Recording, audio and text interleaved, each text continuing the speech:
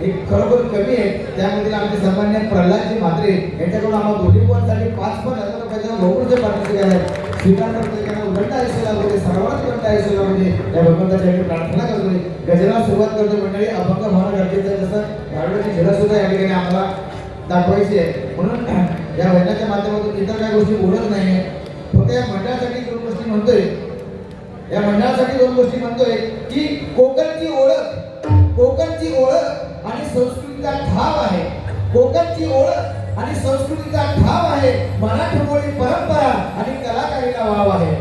मराठमोळी परंपरा आणि कलाकारीला वाव आहे. निर्मळ यांचं ध्येय निर्मळ यांचं काम आहे. निर्मळ यांचं ध्येय निर्मळ यांचं काम आहे. आणि म्हणून त्या मंडळाचं डोंबिवलीमध्ये नाव आहे. डोंबिवलीमध्ये नाव आहे. डोंबिवलीमध्ये नाव आहे. खरोखर मग असं सांगितल्याप्रमाणे हे असं मंडळ म्हणजे बाप मंडळ. शेवटी गणती झाली बघा ना, बापामध्ये गणती झाली ना, नाही का? आणि असं कार्य आहे. साधी गोष्ट नाही झाली, कार्य कसं आणि त्या कार्यातूनच या सगळ्या चांगल्या गोष्टी आम्हाला मिळत असतात. बघा आज बरीच वर्षांनी आम्हाला सुरुवातीला माझ्यामध्ये आमच्या कुट्टे गुरुजींनी मला डोंबिवलीमध्ये आणलं. कुट्टे गुरुजींनी आम्हाला डोंबिवलीमध्ये आणलं आणि हळूहळू आता इथं बरीच वर्षांनी या ठिकाणी डोंबिवलीमध्ये कार्यक्रम करतोय. आणि भजनाची गर्दी असणारे या ठिकाणी लोक आहेत. अनेक भजनी कलावंत आमच्या खेडे गुरुजींनी अनेक कलावंत घडवले आहे सुद्धा. या स्पर्धेच्या माध्यमातून अनेक रत्न आम्हाला दिलेली आहेत चिरे गुरुजींनी. पण तसेच अनेक या ठिकाणी आहेत. आमचे दादा पण म्हणाले सगळे चांगले या ठिकाणी आहेत. त्याचबरोबर तो कांडे माझ्या सांगण्यात बुवा लवकर येतोय. पण लवकर ह्यो आता माझा टाइम पडलो. लवकरचा घड्याळ काय तर माझ्या बघू आहे. आमचे अभिषेक परब अनेक माध्यमातून ते सामाजिक असू दे लोकांच्या गरजेला धावणारं व्यक्तिमत्व म्हणून अभिषेक परब आमच्या या ठिकाणी त्यांचं एक नाव आहे. त्यांना सुद्धा या ठिकाणी उदंड आयुष्य लाभते. जोरदार गाण्याच्या गरजेचं स्वागत करूया आपण. धन्यवाद. या ठिकाणी जास्त वेळ नाही काढायचा मंडळी. बुवाने सुद्धा एक दोन गाणी म्हटली तरी आज नाही म्हणजे बाकीचं काही विषय बुवा जास्त करत नाही मला माहिती आहे. कारण हल्ली जी गाणी लिहित ना तू लाकडी घुसावलं आणि काय का ही गाण्याशिवाय आता भजनच नाही चालतो. पूर्वी मंडळी ना या भजनामध्ये जनाबाई नाचायची, मुक्ताबाई नाचायची. ही भजनाची परंपरा होती. आता या भजनामध्ये जोपर्यंत शांताबाई नाचत नाही तोपर्यंत आमचं भजन होत नाही. या भजनात आमचा दुर्दैव आहे मंडळी. खूप चांगली म्हणजे आज असं वाटतं ना की जे आहे ना जेवढी तयारी आहे जेवढं आमच्याकडे भरलेलं आहे ते सगळं होतावं पण वेळ कमी आहे. त्याच्यामुळे सगळं बोललं जावं. नाही तर आज खरोखर असे गर्दी भजन नसतील ना खरोखर आमचा मिळणं ह्या आमचा परमभाग आहे. तर जोरदार पुन्हा आपल्यासाठी टाळा वाजला पाहिजे. कारण कोणी सांगितलं एक पेटाव व्हायची सुरुवात असतात.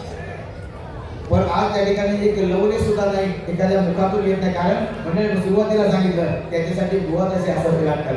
अपेक्षा तशी असते मंडळाकडे. प्रत्येकाकडनं अपेक्षा असते. त्यांना माहिती आहे काय दिले लावतो त्याच्यामुळे ते त्याप्रमाणेच मागणी करत असतात नाही का. नाहीतर आमच्याकडे एवढं गाण्याची रील लागली असते. पण मंडळी सांगतो की युट्यूबच्या माध्यमातून पण बघत असाल आमचे हरियाण बुवा आमचे लोकरे बुवा आमचे चिरे बुवा यांचं मार्गदर्शन यांचे आशीर्वाद त्यांचा तेवढा दरार आमच्यावर आहे. त्यांना तेवढंच आम्ही जेवढा सन्मान देतो तेवढंच धाक आमच्यावर आहे. आणि म्हणून आम्ही गालबोट न लावता भजन करण्याचा हा प्रयत्न करतो.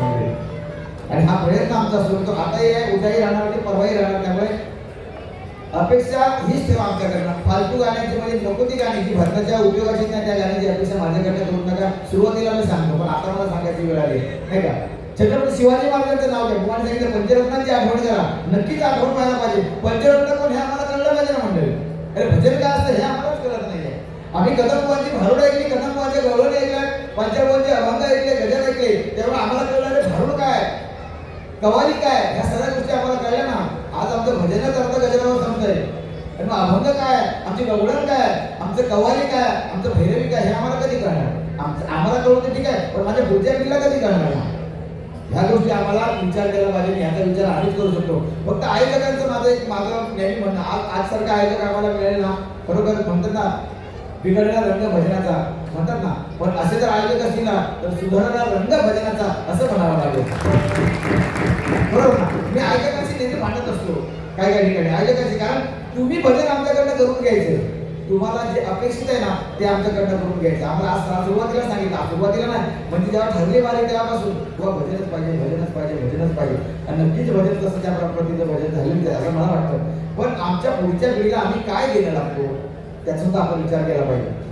आणि हे जास्तीत जास्त आयोजकांचं काम आहे. बुवांच्या हातातून सगळ्यांनी निष्ठून गेला हो, बुवांच्या हातातून सगळ्यांनी निष्ठून गेला. आता काय काय गोष्टी याच्याची आता आयोजकांनी त्या गोष्टीचा हे केला पाहिजे. तुम्ही काय छोटंसं उदाहरण सांगताय.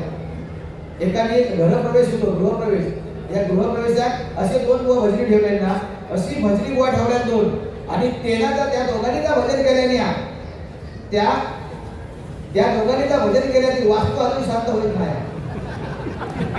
असता वास्तू ते वास्तू पूजेमध्ये त्यांनी काय केलं म्हणजे विचार करा की आम्ही काय करतो, आम्ही काय पद्धतीचं भजन करतो.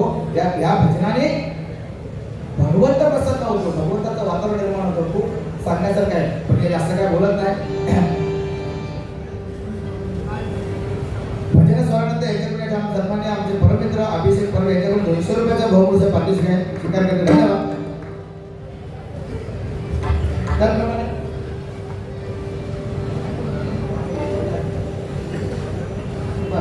आता वाईट बोला करायचं म्हणजे गोडर कोण बोलायला घेत नाही लय त्याप्रमाणे सन्मान्य गणेश मिस्त्री माऊली या ठिकाणी राहिले. एकदा जोडतात त्यांच्यासाठी आळायला काय खूप चांगले चांगले कलावंत या ठिकाणी आले. सगळ्यांचं एक स्वागत करतो. जास्त आता बुवाने सांगितल्याप्रमाणे जास्त दिन जास्त आता बदल न करता, कारण सध्या फॅशन 2020 म्हटलं मंडळी युट्यूबवर सगळ्यांना माहिती 2020 म्हटलं की तुमची नवीन गाणी योग्यच होईल. तुम्ही जर गाणी नाही म्हटलात तर तुम्ही बुवाच नाही या सर्टिफिकेट जाऊ म्हणतो सध्या नवीन गाणी योग होईल तुमचा. पण मी कधीच ती गाणी म्हटली नाही काही येत नाही असा विषय नाही, पण ती म्हणतच नाही कारण तिची गरज मागायची वाटत नाही. पण मग छत्रपती शिवाजी महाराजांची म्हणून मी नेहमी 2 गाणी म्हणत असतो आणि तिने आजही म्हणतो. आवडली तर नक्की टाळा वाजवा आणि माझ्या छत्रपती शिवाजी महाराजांकडे, कारण आज हे भजन पूजन कीर्तन चालतंय ना ही देण माझ्या राजाची आहे, ही देण माझ्या राजाची आहे. जर छत्रपती शिवाजी महाराज जन्माला आले नसते तर आज हे भजन चालू नसतं. आज ही भजनाची परंपरा ही खंडित झाली होती. म्हणून आज छत्रपती शिवाजी महाराजांच्या बुवानी पंचरत्नांची आठवण करून आम्हाला दिली. मी छत्रपती शिवाजी महाराजांची आठवण आपल्याला या ठिकाणी करून देतोय आणि थोडक्यात गजरा टाकते. मंडळी आपण अनेक दैवतांच्या आरत्या म्हणतो, अनेक दैवतांच्या आरत्या म्हणतो, गणपतीची आरती म्हणतो, देवीची आरती म्हणतो, खरं काय ते संतांच्या सुद्धा आरत्या म्हणतो. पण ज्याच्यामुळे आज आपण आरती म्हणतोय, ज्याच्यामुळे आज आपण आरती म्हणतोय त्या राजाची आरती मात्र आम्हाला कोणाला माहित नाही. मी नेहमी विचारतो, आता आज इथे विचारणार नाही, पण ही आरती कोणाकोणाला माहिती आहे, कोणी लिहिली आहे काय त्याचा कोणालाच माहित नसतं. आणि फक्त छत्रपती शिवाजी महाराज म्हटलं की फक्त जय म्हणतो, पण राजाने